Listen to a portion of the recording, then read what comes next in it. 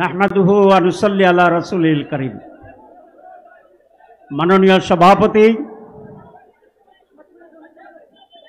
নেতৃবৃন্দ, সাংবাদিক বন্ধুরা, সংগ্রামী ছাত্র জনতা, আসসালামু আলাইকুম ওয়া রাহমাতুল্লাহি ওয়া বারাকাতুহু।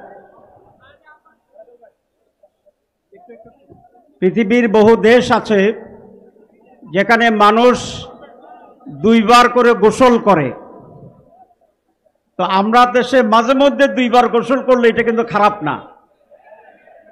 সুতরাং বাসা থেকে যেটা করে আসছেন, আর এখন যদি আল্লাহর পক্ষ থেকে আরেকবার গোসলের ব্যবস্থা করে, আপনারা কি অখুশি না খুশি? ঠিক আছে, তাহলে বৃষ্টি যত জোরেই হোক গোসলের নিয়তে আমরা হাঁটতে থাকবো। ঠিক আছে, যেহেতু বৃষ্টি এবং মিছিল, আমি সেই জন্য বক্তব্য রাখবো না, কিছু কথা বলতে চাই। এই সরকার আসার পরে প্রথম কথা বলেছিল যে তারা সংস্কার করবে। আমি এখন দেখি প্রথম সংস্কারটা করার দরকার ছিল যেখানে মন্ত্রী, প্রধানমন্ত্রী, প্রেসিডেন্টরা বসে, ওই চেয়ারগুলোর সংস্কার করা দরকার ছিল। কারণ ইতিহাস, বাংলাদেশ ইতিহাস এটা বলে, যারা ওই চেয়ারে বসে ওরা আগে যাই থাকুক, চেয়ারে বসার পরে আউলা জাউলা হইয়া যায়। এই জন্যে নতুন সরকার আসলে এখানে ভালো করে পরিষ্কার টরিষ্কার করে, জিন ভূতের দোয়া পড়ে, গলায় তাবিজ ফরাইয়া আমাদের দেশের উপদেষ্টা, মন্ত্রী, প্রধানমন্ত্রীকে বসাইলে কিছুটা হইলেও সঠিকভাবে দেশ চালাইতে পারবে। আজকে সমাবেশ কেন? নির্বাচনের দাবিতে না, নির্বাচন যে তারিখে দিচ্ছে এটা ঠিক আছে। আমরা তার আগেও নির্বাচন চাইছিলাম, ডিসেম্বর হইলেও আমরা ঠিক করতাম,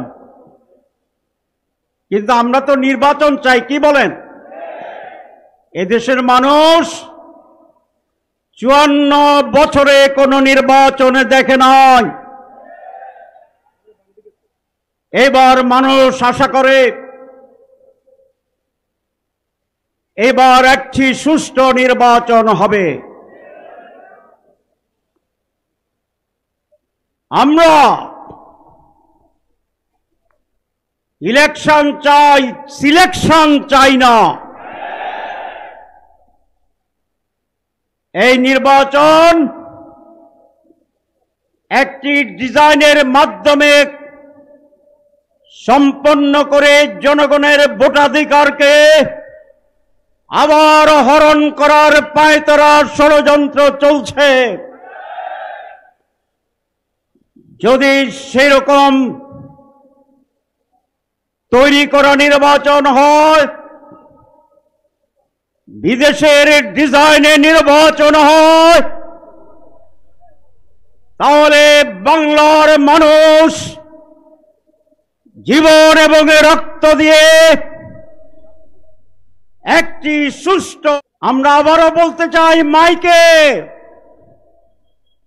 বাংলাদেশ জামাত ইসলামী নির্বাচনে যেতে চায়,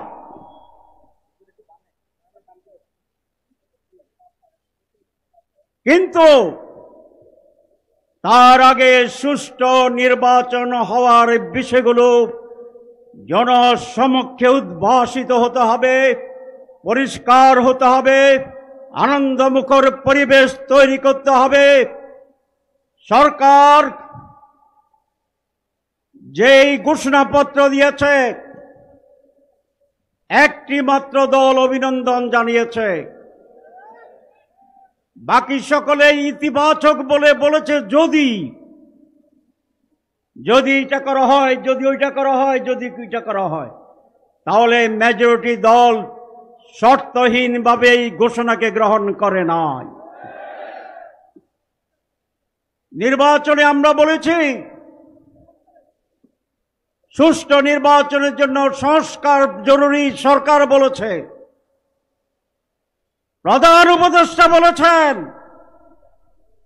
মাসের পর মাস সংস্কার কমিশন করে আমাদের প্রচুর সময় নিয়েছেন, ব্রেনস্টর্মিং হয়েছে। সব কিছুতে ঐক্যমত্য হওয়ার পরে তারা বলছেন এটার কোনো আইনি ভিত্তি নাই। তাহলে আইনি ভিত্তি যদি না থাকে তাহলে সংস্কার কি হইছে?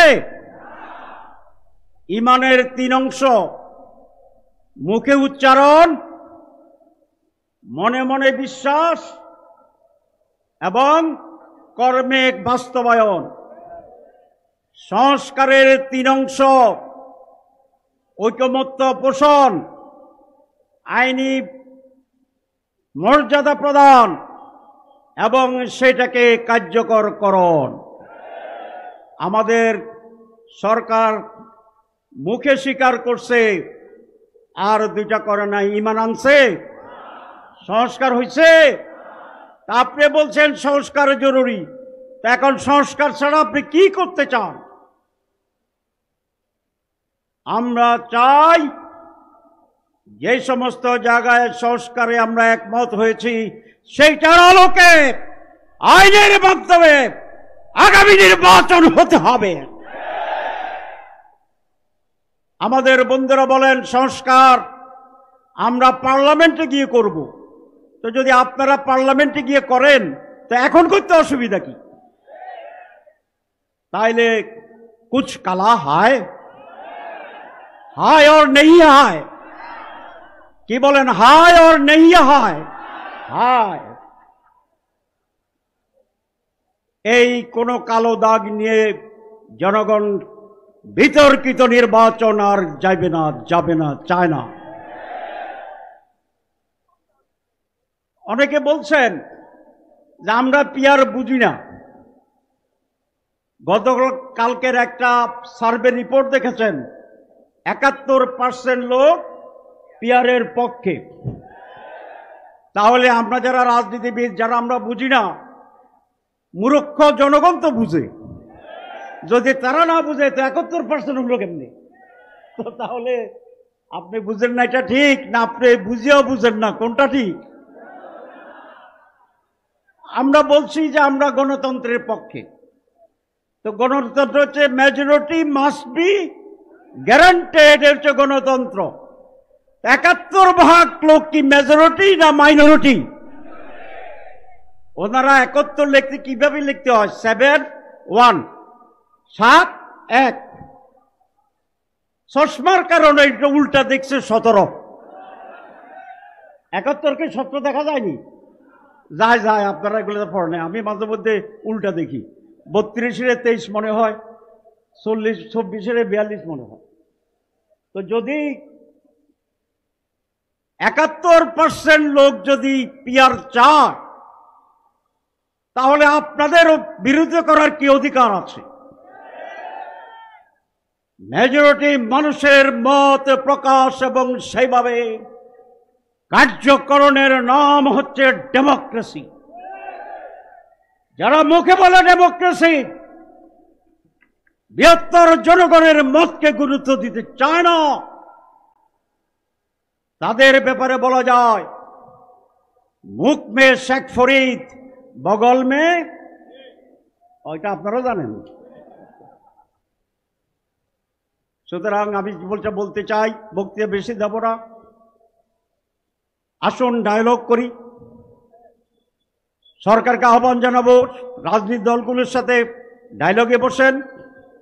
রাজনৈতিক দলগুলোর কাছে আবেদন জানাবো, আসুন আমরা ইন্টার পার্টি ডায়ালগ করি, আমরা ইন্টার পার্টি রাউন্ড টেবল করি। দেশকে অনিশ্চয়তার দিকে নিয়ে যাবেন না, জনগণের বিপরীতে দাঁড়াবেন না।